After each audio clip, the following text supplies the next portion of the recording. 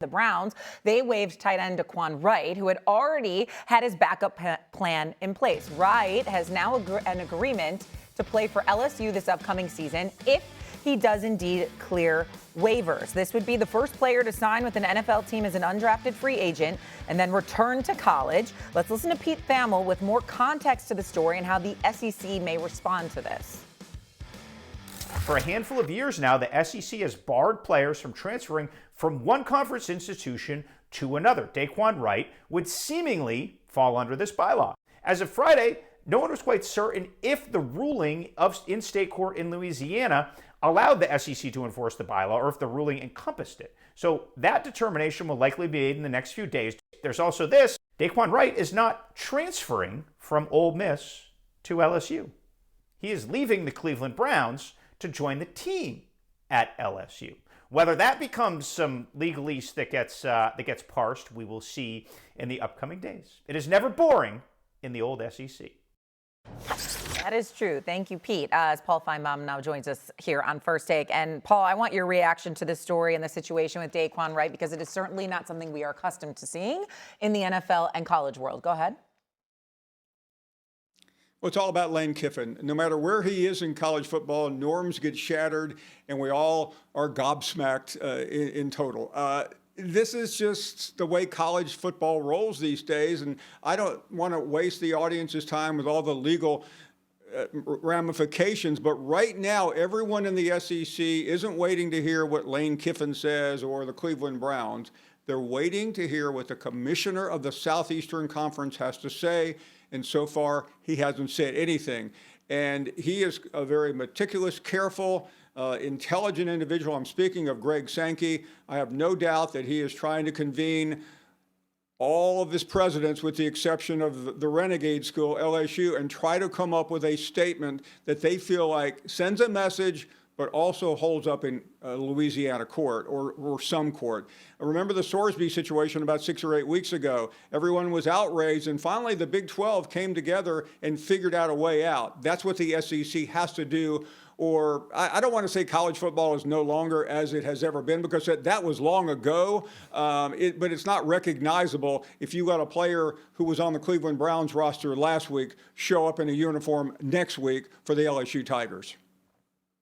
LSU is playing in the face of the SEC, and it's up to the SEC to figure out how to stop them. In basketball, too, Will Wade is trying to get a bunch of guys from the Euro League eligible. Like they are trying. Paul just said renegade team. Yeah, that's the way to put it. Shamelessness is a skill in college sports, and they got it in Baton Rouge. And so I think that it is up to Greg Sankey to figure this out. I think that the argument that he's not transferring from one SEC school to the other because he made a pit stop in Cleveland is ridiculous. You cannot add in an NFL team into the transfer portal and say they were transferring from there. That's not how this happened. And so I just think that this is a tipping point. Now, the NCAA is at fault here with their ruling as far as the 2022 class not making the first time I've heard that. Blanket eligible. Right? They're begging Congress for help. By the way, that is not coming. The congressional help is not coming, and if it does, you're not going to like it. There are so many problems here. I think the easiest thing here is that there's something called ghost transfers that was a problem the last couple of years, Dan. And it was guys who were outside the portal just switching schools. You could just say, hey, in April, I'm just leaving. I'm going from Xavier Lucas being an example, Wisconsin to Miami, without ever going to the portal. Because legally, there's nothing you can do to prevent a student from switching schools. Right. So what they ended up doing in the NCAA is saying, hey, we're going to punish the coach who takes the ghost transfer. We're going to suspend him, I think, for half the season. We're going to fine them. And it was such a severe sanction that nobody tried ghost transfers this offseason. So I think the easiest thing to do is say, hey, if you take an NFL guy from NFL camps, we're going after the institution. We're going after the coach. That, to me, is the easiest thing, and it would hold up in court because you're punishing Kiffin, not Dae'Quan Wright. I don't love this. I don't, honestly. Maybe it's the old head in me type of thing. I don't fault Lane Kiffin. I mean, Lane Kiffin has one job: win. Yeah. If there is a loophole that allows him to improve the team and its ability to win, it's his job to take advantage of. I don't fault the player. He's got the opportunity to probably go make more money in college football than he does in the NFL. College football And I asked this before to Paul, and he disagreed with me. You're a college football fan. You're a college football fan. I've always heard that people are fans of college football because of like the passion and the genuine hatred that they have for the opponent. And it's not professional. Mostly the hatred. Pageantry. It's not the NFL. Yeah. And I just sit here and I go like, there's got to be college fans. I'm a college football fan. I'm starting to become a little bit annoyed by it or turned off by it. Will I still watch the games? Yeah.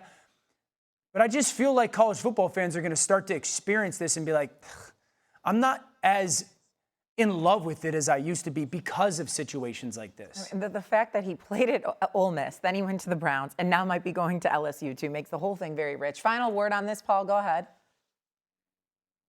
Yeah, I spent the entire summer literally putting my audience to sleep talking about this Senate bill that Kevin related to. We talk about NIL. Fans don't care. They care about Saturday at 7:30 at Tiger Stadium. And for all the angst and anxiety that we hear today from Grandpa Orlovsky or anybody else, the point is this, that when Clemson and LSU kick off, I'll be watching, you'll be watching, money will be bet, and we will all be engaged. That's what this sport is about. And I'm not going to get into the Deshaun Watson situation. You've already hashed that out. But that's what we care about.